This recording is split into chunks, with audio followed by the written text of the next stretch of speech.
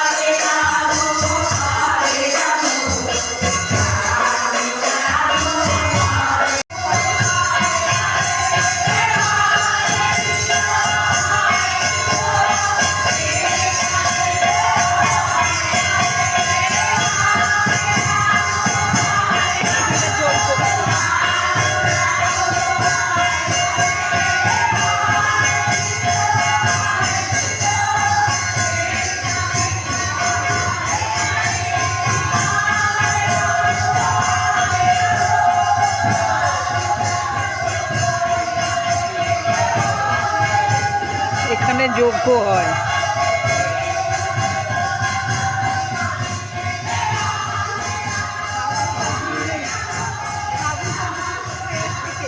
হ্যাঁ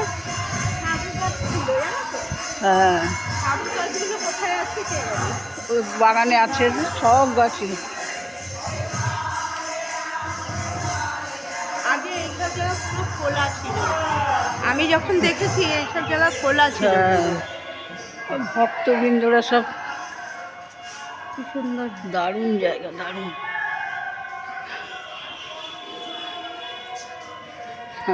আমি আর বকুল শ্রীগুরুর আশ্রমে এসেছি। ওখানে নাম গান হচ্ছিল বলে কথা বলতে পারিনি।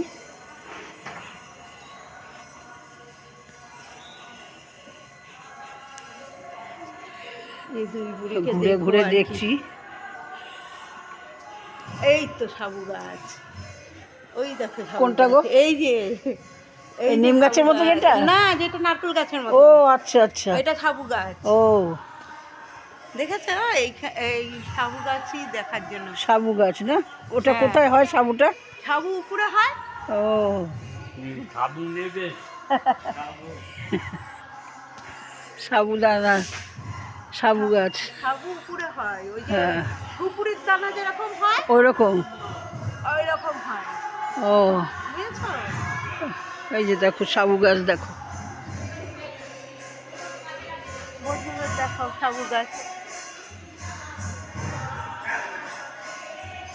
দেখো পঞ্চবটী, অসাধারণ সুন্দর। আমি ছোট্টবেলায় এসেছি, তখন সাধারণ গৃহস্থ বাড়ি যেমন হয় সেরকম ছিল, খুবই ছোট তখন।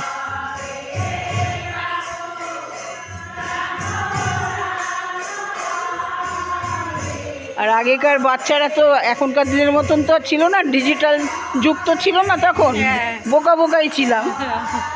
তো তেজপাতা দেখে কি আনন্দ, তেজপাতা আবার গাছে হয়, ও সাধারণ জ্ঞানটুকু তখন লোক হয়ে গেল। আর আমার মেয়ে আরে বোকা। ওই দেখো দুর্গাপ্রসন্ন হ্যাঁ দুর্গাপ্রসন্ন, উচ্চ বিদ্যালয়। হ্যাঁ স্কুল টিস্কুল সব হয়েছে।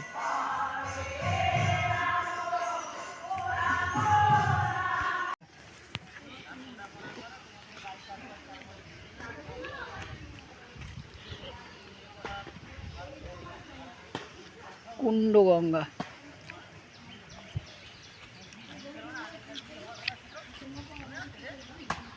শীতলা মন্দির রয়েছে।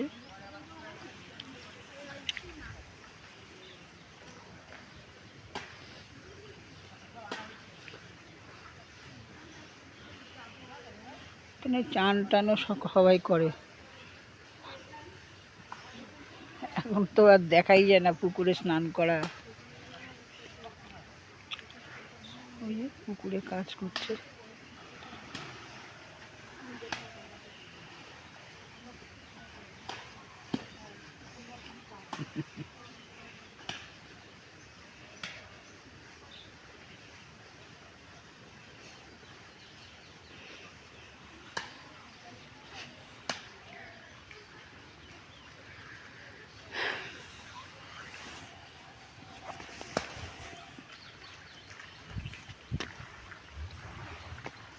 অপূর্ব অপূর্ব লাগছে, দারুণ নিস্তব্ধ।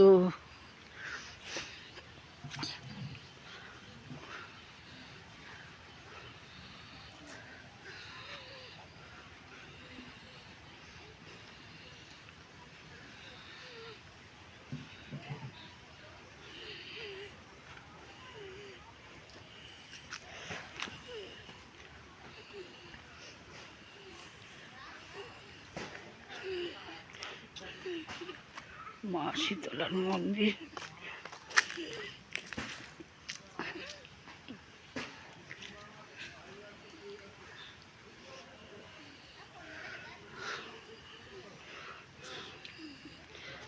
এখানে সব অন্যান্য পুজো টুজো হয় মনে হচ্ছে।